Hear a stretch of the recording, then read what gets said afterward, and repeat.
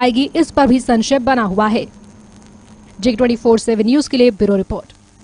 तो इस समय जो स्थिति है देश के 8 राज्यों को इस समय सबसे ज्यादा गंभीर स्थिति के अंदर इसलिए मान सकते हैं क्योंकि यहीं से 80% से ज्यादा मामले आ रहे हैं, यहीं से 80% से ज्यादा मौतें हो रही हैं। लेकिन कई राज्य ऐसे हैं जिनकी आंखों देखिए बता रही है कि यहां कितनी भी व्यवस्था हो जाए, लोगों की तादाद इतनी ज्यादा है और अवेयरनेस इतनी कम है कि अब भी सरकारों के लिए टेंशन का सबब यह बना हुआ है। अगले 2 महीनों को लेकर अलग अलग तरह की स्टडी सामने आई है। आज खास मेहमान इस चर्चा में हमारे साथ जुड़ रहे हैं। डॉक्टर मोहित शर्मा जी, बहुत बहुत स्वागत है। मोहित जी, जाने माने आप कार्डियोलॉजिस्ट हैं। डॉक्टर सिद्धार्थ गुप्ता हैं, एंटी कोरोना टास्क फोर्स का हिस्सा हैं। डॉक्टर साधना जायसवाल गायकोलॉजिस्ट हैं, बहुत बहुत स्वागत है। डॉक्टर साधना जी, आपका भी। मेरा पहला सवाल डॉक्टर सिद्धार्थ गुप्ता जी आपसे है। अभी जो ताजा स्थिति है 5 से 8 राज्यों की ज्यादा चिंताजनक है और कुछ राज्य सरकारें ऐसी हैं जिन्होंने अनलॉक फेज देखने के बाद यह तय कर लिया कि हम लॉकडाउन में रखना ज्यादा बेहतर समझते हैं राज्यों को। क्या ये एक अच्छा फॉर्मूले की तरह अब हम मानकर चले जो लॉकडाउन है उसको? और दूसरा, ये लॉकडाउन के साथ साथ जिन राज्यों के अंदर अनलॉक फेज बंद भी हुआ है वहां पर 2 से 3 चीजें, सोशल डिस्टेंस है, मास्क है और ज्यादा से ज्यादा एक क्वारंटाइन करना खुद को, चाहे वो आप घर के अंदर काम करें, कम से कम काम के लिए घर से बाहर निकले और कम से कम लोगों के लिए निकले। क्या बेटर ऑप्शन है इस समय? क्योंकि हम कई महीनों से देख चुके हैं और इससे ज्यादा समय लोग नहीं घर पर बैठ सकते हैं।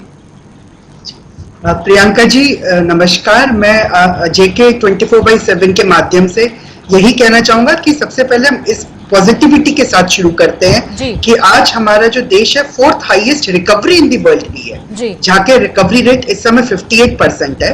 हालांकि मैं जानता हूं कि इस समय 5 लाख केसेस का आंकड़ा पार कर चुका है और उसके बावजूद भी 2,85,637 केसेस की रिकवरी है।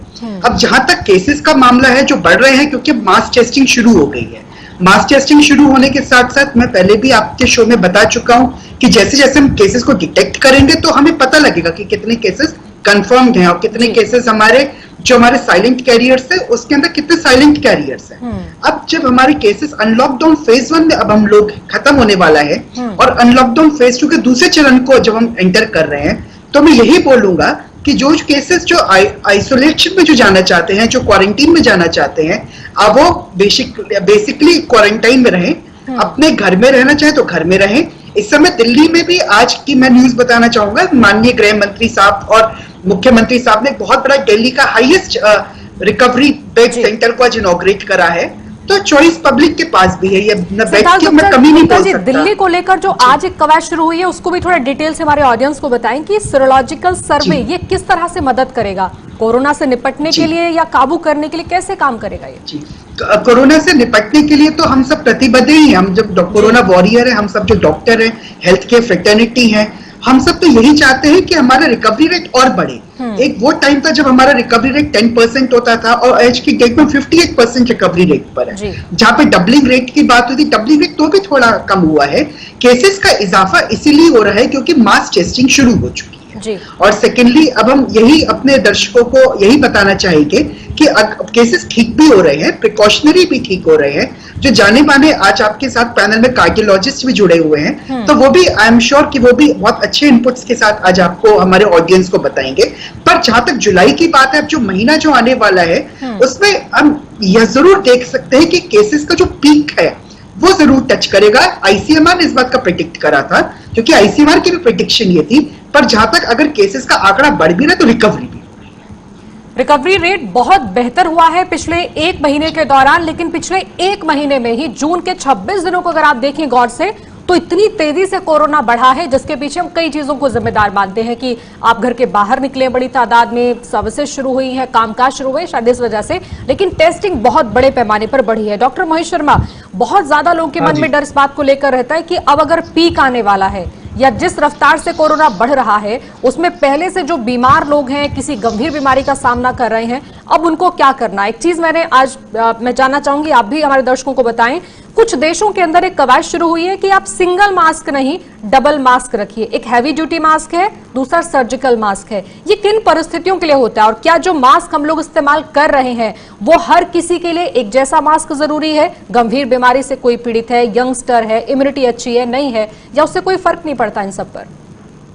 देखिए, जैसा अभी आंकड़ों की बात डॉक्टर सिद्धार्थ ने बताई दी है बहुत डिटेल में कि इस बीमारी की रिकवरी रेट बहुत ज़्यादा अच्छी है और जी। अपने देश में इनफैक्ट बहुत अच्छी है और हम सभी कमिटमेंट के साथ इस बीमारी के साथ लड़ रहे हैं। अब जहां तक मास्क का सवाल है तो कुछ देशों ने मास्क हटाने की भी मुहिम शुरू कर दी है जी। इनफैक्ट। तो इसमें मैं ये नहीं कह रहा हूं कि अपन सबको मास्क हटा देना चाहिए। अब लॉकडाउन सॉल्यूशन नहीं है, पहले तो इस बात को समझ लेना जरूरी है कि बार बार सरकारें लॉकडाउन को लगाएं, ये सॉल्यूशन कतई नहीं हो सकता। तो फिर सॉल्यूशन क्या है? सॉल्यूशन है कोरोना के साथ में हम लोग कैसे अपने आप को मैनेज कर सकते हैं, कैसे अपने आप को इन्फेक्शन से बचा सकते हैं, या अगर इन्फेक्ट हो चुके हैं तो उसका हमारे पास रिकवरी के लिए क्या क्या ऑप्शंस अवेलेबल हैं। और स्पेशली जो गंभीर बीमारी वाले पेशेंट्स हैं, जो कोरोनरी आर्टरी डिजीजेस के हैं, हाइपरटेंसिव्स हैं, डायबिटिक्स हैं, इन मरीजों के पास में क्या क्या ऑप्शंस अवेलेबल हैं जिससे वो अपने आप को सुरक्षित रख सकते हैं। जी। इसके लिए जैसे पहले तो अपन मास्क की बात को ही कंप्लीट कर लेते हैं। Mask is a precautionary major, number 1 it is a preventive thing. ये प्रिवेंट करता है। अगर आपने मास्क लगाया है तो it is a bilateral prevention. जिसको बीमारी नहीं है उसके लिए भी प्रिवेंशन है और जिसको बीमारी है उसके थ्रू इन्फेक्टिविटी का प्रिवेंशन है। तो सिंगल लेयर, डबल लेयर कैसा भी हो, अगर मास्क है तो बेटर है कि आप कम से कम इस सोसाइटी के लिए प्रिवेंटिव मेजर यूज कर रहे हैं। जी। दूसरा, जो गंभीर बीमारी के जो मरीज हैं उन लोगों के लिए खास तौर पर सबसे बड़ा उनको ये ध्यान रखना है कि वो कम से कम लोगों के कांटेक्ट में आए, क्योंकि ये बीमारी का आपको ज्यादातर अब तो लोग जान ही गए कि इस बीमारी का मेन कॉज है कि कितने पर्सन्स के आप कांटेक्ट में आते हैं जी। और आपकी सोशल डिस्टेंसिंग कैसी है, एंड थर्ड वन आप हाइजीनिक कैसे हैं, और फोर्थ जो सबसे इंपॉर्टेंट है दैट इज इम्यूनिटी। बीमारी वायरल, हम पहले ये समझें कि कोरोना वायरस एक वायरस है। वायरल डिजीज के ऑप्शंस और इलाज क्या हो सकते हैं? तो दो ही इलाज हैं। Number 1 is immunity, number 2 is vaccination.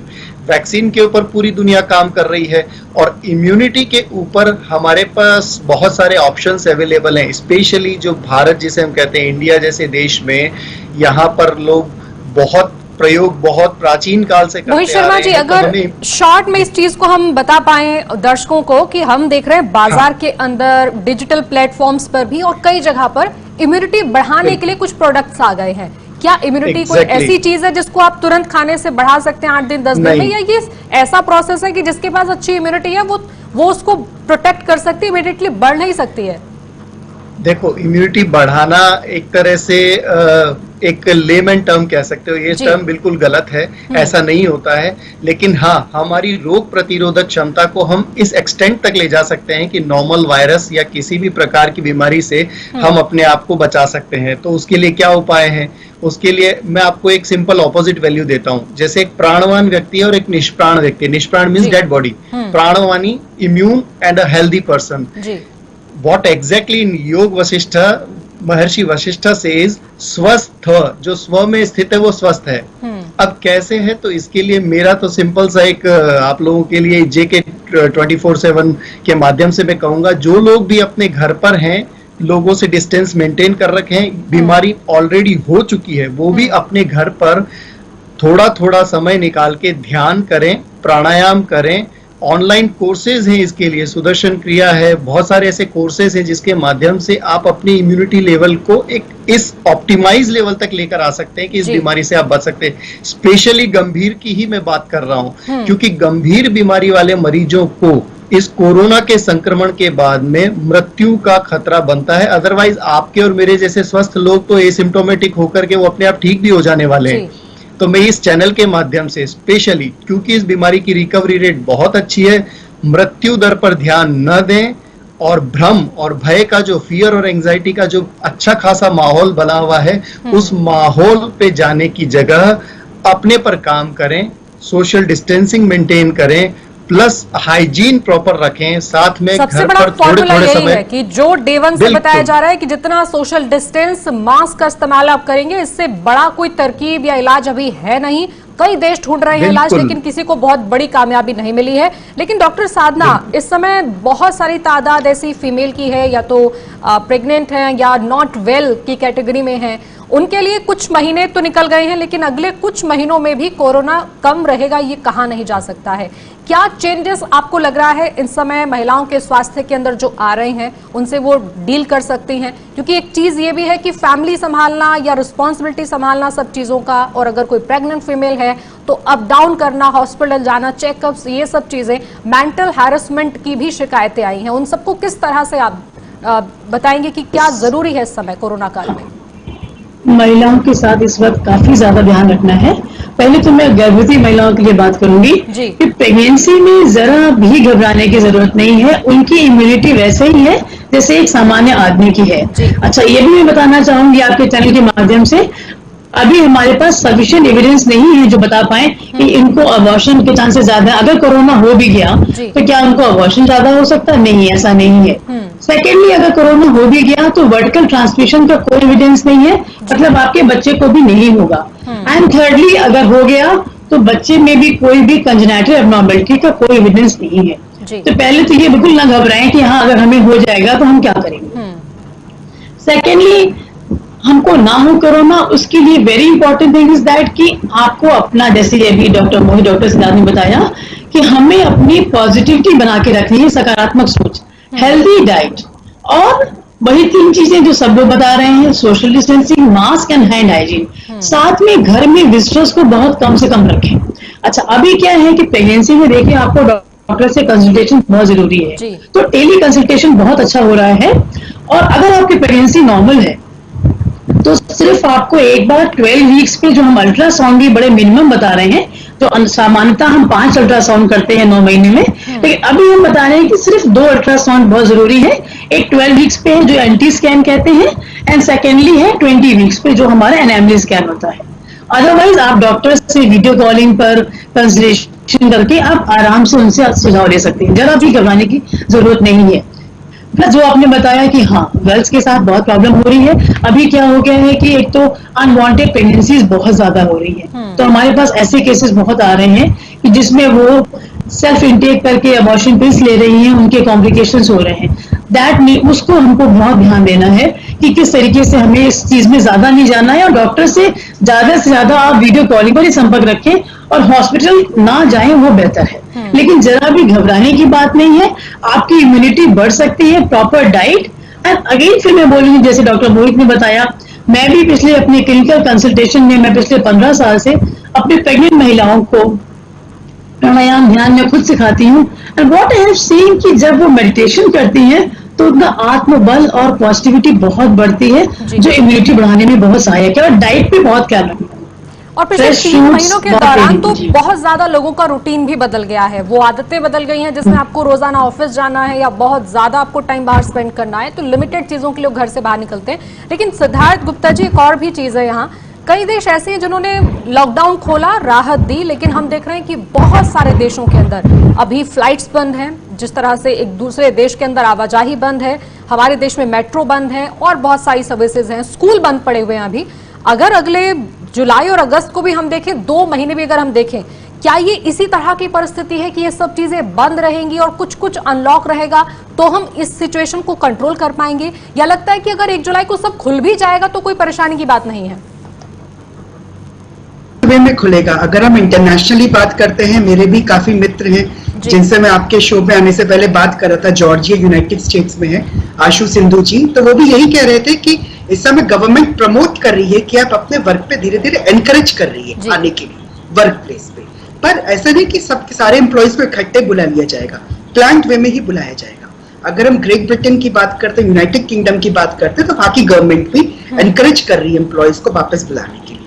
जहां तक इंटरनेशनल एविएशन सेक्टर का मामला है, तो माननीय मंत्री श्री हरदीप सिंह पुरी साहब ऑलरेडी ये भी बोल चुके हैं कि सर्कमस्टेंसेस को देखते ही, और अभी तो खैर वंदे भारत मिशन की फ्लाइट्स चल रही हैं जिसमें मेरे खुद के अपने काफी फ्रेंड सर्कल और जो मेरे पेशेंट्स हैं, जब वो जाते हैं तो मैं उनको पूरी सलाह देता हूँ एयर इंडिया में वंदे भारत मिशन में, चाहे वो नाइजीरिया लागोस ट्रैवल कर रहे हो या वो साउथ अमेरिका से अपने भारतीय अपने बंधुओं को लेकर आ रहे हो, अपने देश लेकर आ रहे हो, तो हर जगह प्लान्ड वे से ही स्टार्ट करेंगे। स्कूल्स के बच्चों की अगर बात करते हैं, क्योंकि मेरे ख्याल से अभी तो जैसा भी आपने ये भी देखा होगा कि 10th और 12th के बोर्ड एग्जाम्स को सीबीएसई बोर्ड ने बिल्कुल मना कर दिया, कोर्ट ने आदेश दे दिया कि आप उन्हीं के बेस पर जो एग्जाम्स हो चुके हैं उन्हीं के बेस पर बच्चों का रिजल्ट निकाल दीजिए। तो स्थिति गंभीर है, स्थिति से घबराना नहीं है, डट के मुकाबला करना है और प्लान्ड वे से ही हम अनलॉकडाउन फेज 2 में एंटर कर सकते हैं। सिर्फ 3 दिन है सिद्धार्थ गुप्ता जी राज्य सरकारों के सामने भी और केंद्र के सामने भी ये तय करने के लिए कि अब जो 1 महीना जून का निकला है उसका विश्लेषण क्या कहता है। क्या हम उस परिस्थिति से लड़ने के लिए तैयार हो गए हैं जिसमें पूरा देश खुल जाएगा, या फिर से कुछ राज्यों की तर्ज पर जो लॉकडाउन शुरू हो गया है, जिस राज्य की जैसी गंभीर स्थिति वहां पर वैसा एक्शन। कुछ शहर ऐसे हैं जो सीधे सीधे बता रहे हैं कि हॉटस्पॉट हैं, यहाँ पर रहना, यहाँ पर काम करना, यहाँ की स्वास्थ्य सुविधाओं के मुकाबले में इंसान के लिए बहुत खतरनाक है और उन पर प्रायोरिटी पे काम हो रहा है। लेकिन मोहित शर्मा जी, एक और अहम बात हम आपसे यहाँ पर जानना चाहेंगे कि एक जिस एज ग्रुप की हम बात करते हैं 50+ और 60+, वहां किस तरीके का इस समय आप लोगों से एडवाइस करेंगे कि पिछले जो कुछ महीने निकले हैं इसी तरह हमें ये आने वाला जो समय है 2020 पूरा ही लगभग ऐसा निकलने को लग रहा है, क्या चीजें अहम हैं वो ध्यान रखें। पूरे साल के लिए एडवाइजरीज की तरह वायरल हो रही हैं न्यूज की, पूरा साल आपको मास्क पहनना है, पूरा साल गैदरिंग अवॉइड करनी है, और एक तबका ऐसा है जो इस बात को लेकर मन में खौफ रहता है कि मेरी उम्र दरअसल उस तबके में है जहां पर मुझे कुछ हुआ तो बहुत मुश्किल हो जाएगा बचना, 50+, 60+। देखिए, इसमें भी 50+ और 60+ में कैटेगराइजेशन की जगह हम एक ब्रॉड टर्म यूज करते हैं जी। और वो ब्रॉड टर्म जो स्पेशली एडवाइजरी में भी आईसीएमआर के आ गया था कि 65+। अगर आपको ध्यान हो तो महाराष्ट्र गवर्नमेंट ने जो पुलिस डिपार्टमेंट है उसमें तो बता भी दिया कि 60+ वाले जितने पुलिस कर्मी हैं उनको वो कह रहे हैं कि आप घर बैठो, आपको सैलरी मिलती रहेगी। इतने अच्छे तरह के डिसीजंस गवर्नमेंट ले रही है 60+ वाले लोगों के लिए। एनीवे, अपना मेन कंसर्न है कार्डियक डिजीजेस और जो सिक पेशेंट्स हैं, स्पेशली जो घर में हैं और कॉर्नरी आर्टरी डिजीज के हैं। तो जैसे अभी डॉक्टर साधना ने बताया कि tele consultancy is the best way. आप अपने जो भी ट्रीटिंग कंसल्टेंट्स हैं उनके साथ में आप टेली कंसल्टेंसी के मीडियम से जुड़े रह सकते हैं, एक बात। दूसरा, आपको गैदरिंग अवॉइड करना है, घर से बार बार बाहर निकलना है। अच्छा, घर से बाहर लोग ज्यादातर निकलते हैं मॉर्निंग वॉक या इवनिंग वॉक के लिए, स्पेशली ओल्ड एज ग्रुप। तो मॉर्निंग वॉक और इवनिंग वॉक के लिए उनके पास ऑप्शंस अपने घर में ही अवेलेबल है। वो अपने घर में चाहे तो अपने छत का इस्तेमाल कर सकते हैं, चाहे तो अपने पास में ट्रेडमिल का यूज कर सकते हैं। और बहुत मैंने अभी बताया कि अगर छोटे छोटे आसन भी वो घर पे करते हैं, अगर आप जानते हैं, नहीं मुझे नहीं पता, 1 राउंड सूर्य नमस्कार का 4 किलोमीटर की वॉक के बराबर होता है। 1 राउंड अगर आप करते हैं, it is equivalent to 4 kilometre of walk. तो अगर आप 60 की एज ग्रुप में हैं तो आप अपने कंसल्टेंट्स के साथ जुड़िए, उनसे राय लेते रहिए और घबराएं बिल्कुल नहीं। भ्रम और भय के माहौल से दूर रहना ही फर्स्ट मोस्ट थिंग है। क्योंकि अभी मैं जो सोशल मीडिया पर देखता हूँ तो एक ही चीज समझ में आती है, कोरोना से इतने मरे, ठीक हुए वो तो कोई बता ही नहीं रहा है। भाई 90+ के एज ग्रुप वाले भी तो लोग ठीक हो रहे हैं। और आप देखिए जितने लोग ठीक हुए हैं, मतलब जो प्लेयर्स हैं, फिल्म स्टार्स हैं, बहुत सारे लोग हैं जो यूं कह सकते हैं कि अच्छे फैमिली को बिलोंग कर रहे हैं, वो लोग उनको चाहिए कि वो सोशल मीडिया पर आकर के एंकरेज करें इस चीज को, भाई मैं कोरोना से पीड़ित था, अब मैं बिल्कुल ठीक हूं। तो कोरोना से लड़ना है, उम्र दराज लोगों ने ठीक होकर तो मोहित जी रिकॉर्ड भी तोड़े हैं। खबरें भी आई हैं उन पर कि इतना ज्यादा मेंटल सपोर्ट उनका मिला, मेंटली इतना फिट वो लोग नजर आए कि उन्होंने एक बार भी टेंशन नहीं ली। और शायद इसी वजह से हम कह रहे हैं कि बच्चे या जो उस एज ग्रुप में हैं, जो अनजान हैं, वो शायद जल्दी बेहतर रिकवर करते हैं। लेकिन जो लोग ज्यादा हम देख रहे हैं डिजिटल प्लेटफॉर्म्स पर हैं या यंगस्टर्स हैं, कामकाजी हैं, उनके सामने बहुत सारी दिक्कतें घूमने लगती है। लगता है कि काम कैसे करेंगे, कितने महीने आराम करना पड़ेगा। तो टेंशन्स की वजह से वो मामला जो है पूरा गंभीर हो जाता है। मैं आपके पास आऊंगी, लेकिन उससे पहले साधना जी एक और चीज बताइए। कई देशों ने महिलाओं को लेकर अलग से एडवाइजरी भी दी है, लेकिन यहाँ हम कहते हैं कि सब चीजें इक्वल हैं तो इक्वल ही आपके लिए एडवाइजरी हैं। खाने पीने पर भी अगर कोई चीज आप बताना चाहें महिलाओं के लिए खासकर, कि क्या अलग अलग तरीके से अलग अलग एज ग्रुप में महिलाओं के लिए भी कुछ अलग प्रिकॉशंस लेने की जरूरत है?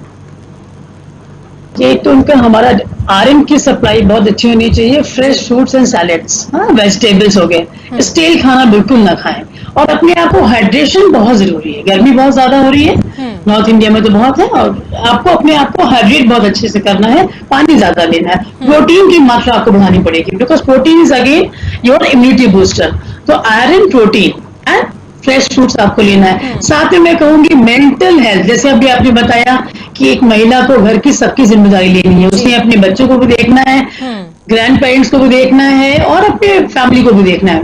उसको अपनी मेंटल स्टेटस जो है, मेंटल हेल्थ इस वक्त एक बहुत बड़ा इश्यू है पूरे वर्ल्ड में और इंडिया में भी बहुत ज्यादा है।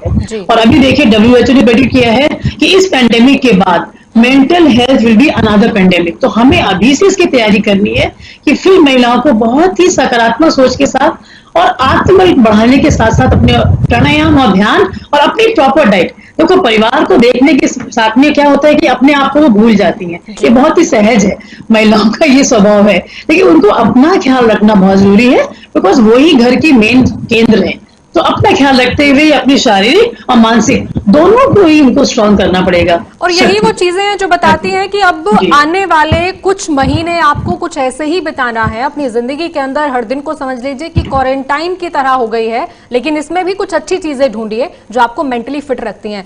डॉक्टर मोहित जी बहुत बहुत शुक्रिया आपका, सिद्धार्थ गुप्ता जी आपका भी, डॉक्टर साधना जायसवाल आपका भी। अब फटाफट से ग्राफिक्स पर नजर डालते हैं क्योंकि अभी तक जून के पूरे महीने के दौरान जो हुआ है वो कुछ अलग है। यानी पिछले कुछ महीनों के दौरान कुछ ऐसे लॉकडाउन के बीच में जब मामले कम थे, अनलॉक फेज 1 के अंदर सब कुछ बदल गया। लेकिन एक चेतावनी भी है और रिसर्च भी है दुनिया के सामने। रिसर्च ये कहती है कि फिलहाल दुनिया भर के अंदर कोरोना की दूसरी लहर अगर आई तो ये बचना मुश्किल होगा दुनिया के लिए। इसमें क्या करना है, सोशल डिस्टेंस और ज्यादा से ज्यादा सावधानियां बरतनी है, जो पिछले 3 महीने से सरकार बता रही है कि अगर आपने ऐसा नहीं किया तो मुश्किल हो जाएगा आपके लिए। एम्स के निदेशक ने भी कह दिया है कि भारत कोरोना की दूसरी लहर के लिए सबसे संवेदनशील देश है और ऐसे में इस देश को सबसे ज्यादा ध्यान रखना है। हॉटस्पॉट के अंदर सीमित लॉकडाउन पर भी विचार होना चाहिए। जो 10 प्रमुख शहर हैं, टॉप 10 सिटीज जहां पर कोरोना ज्यादा फैला है, वहां पर खासकर लॉकडाउन पर विचार होना चाहिए। सावधानियां नहीं बरती तो सिंगापुर जैसी स्थिति बन सकती है, जिसमें सबसे ज्यादा खामियाजा और काफी ज्यादा नुकसान सिंगापुर ने झेला है। भारत में अनलॉक फेज 1 को देखिए एक नजर में, जून के महीने में 3 लाख से ज्यादा कोरोना के मरीज बढ़े हैं। ये 26 दिन के अंदर रिकॉर्ड टूटा है। 1 जून को 1,98,000 मामले थे, 26 जून को बढ़कर 3,11,000 और मरीज आ गए हैं। 5 लाख तक मामले पहुंच गए हैं। संक्रमितों का आंकड़ा 5 लाख से पार है। रिकवरी रेट लेकिन बहुत तेजी से बढ़ा है। रिकवरी रेट इस समय एक्टिव मामलों से कहीं ज्यादा है। रिकवरी रेट पहुंच गया है 16% के इजाफे के साथ जून महीने में 58.26% पर। यह थोड़ी राहत की बात है। 1 जून को एक्टिव केस 97,000 थे। रिकवरी जो केसेस थे उनकी संख्या 95,000 थी। लेकिन अब दरअसल उल्टा हुआ है। अब जून के आखिर तक आते आते एक्टिव केस कम हो गए हैं। 26 जून को एक्टिव केस 1,97,000 थे। रिकवरी केस जो थे वो 2,95,000 से ज्यादा। यानी अब रिकवरी ये बता रही है कि आने वाले समय में भारत के किसी भी राज्य में एक दिन के अंदर देखिए एक रिकॉर्ड मामला है, 5,000 से ज्यादा मामले पहली बार दर्ज किए गए हैं और उस राज्य का नाम है महाराष्ट्र। दरअसल 26 जून को रिकॉर्ड 5,000 नए संक्रमित मामले महाराष्ट्र से अकेले सामने आए हैं। 24 घंटों में 2,20,000 टेस्ट किए गए हैं। पिछले 24 घंटों के दौरान 26 जून तक 89 लाख टेस्ट हो चुके हैं। आज से दिल्ली के अंदर एक नया सर्वे शुरू किया गया है। कोरोना के मरीजों का पता लगाने के लिए, ज्यादा से ज्यादा लोगों की टेस्टिंग की जाने के लिए 20,000 हर रोज लोगों के सैंपल लिए जाएंगे। यह सर्वे चलेगा 10 जुलाई तक। यह वो जानकारी है जिसमें पिछले यानी कि 26 दिन किस तरह के गए हैं उससे जुड़ी हुई जानकारी दी गई है। इस तरीके से कुछ अब देश के अलग अलग हिस्सों के अंदर कोरोना ने न सिर्फ रिकॉर्ड तोड़ दिया है बल्कि आने वाले 3 दिन के अंदर क्या होगा